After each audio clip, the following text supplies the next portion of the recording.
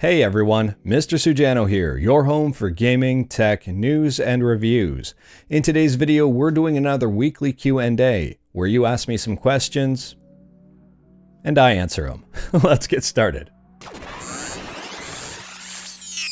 Alright, to kick things off, the very first question is about headphones. Do I use a USB gaming headset or a 3.5mm? The answer to this is it depends on where I am. If I'm on my PC, I use neither. I actually use Bluetooth headsets and I switch between the Marshall Major 2s and the Anker Soundcore Life Q20s. The reason why I switch between the twos is I pick up whichever one has a charge. I'm really bad at keeping them charged up, so usually one of them does have a charge and whichever one does, I use. If I'm gaming on PS4, I usually use a 3.5mm set of headphones, which is the Marshall Major 2, so I can plug one end into the PS4 controller and the other into the bottom of the Marshall Major 2. So there is a 3.5mm built right into the bottom of these, which is really handy. And I quite like the sound of those headphones on PS4. And if I'm gaming on my mobile phone, I use the 3.5mm jack that's built right into the Note 9.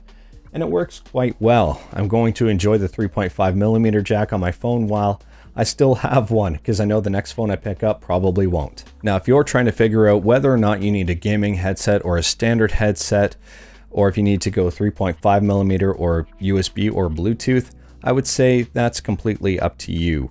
Everyone's situation is kind of different, and everyone's personal preference is probably kind of different. In terms of mobile gaming, if you're using it primarily with your cell phone, even just cell phone use in general without gaming, I would say go the Bluetooth route. 3.5mm headphones are dying out.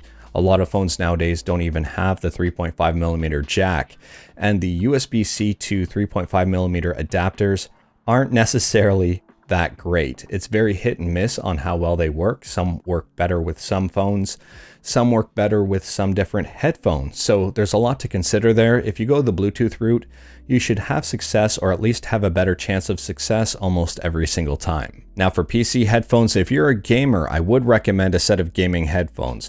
Generally, they are optimized for the sounds produced from video games. On top of that, they are also very low latency. Well, at least most of them are, if they are wireless. So a lot of them do have a 2.4 gigahertz wireless receiver. It's a little USB dongle that plugs into your computer, and that connects to your headphones wirelessly. They aren't necessarily a flat-out Bluetooth headphone.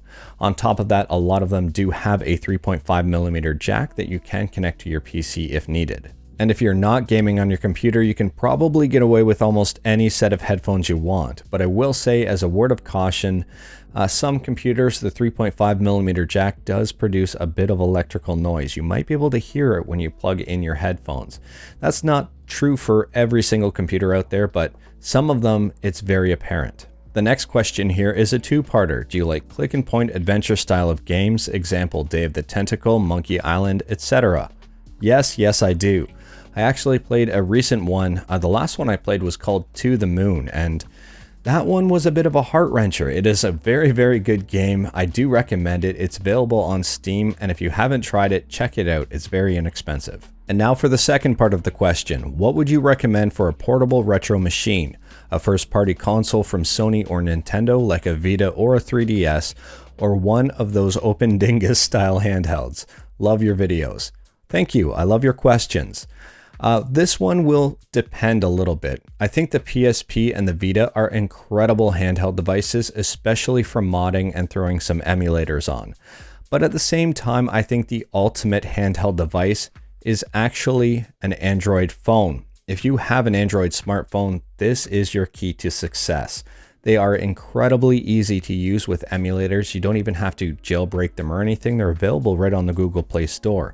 Just pair a Bluetooth controller with it and you're good to go. The next question asks, what program do you use to copy Pi4 images onto SD cards on a Mac?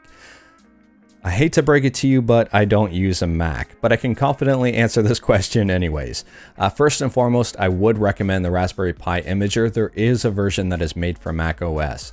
Alternatively, you could use Balena Etcher. I will leave a link to both of those in the description below. Balena Etcher is an open source program that works very well. The last question for today asks, do you own any Arcade1Up cabinet?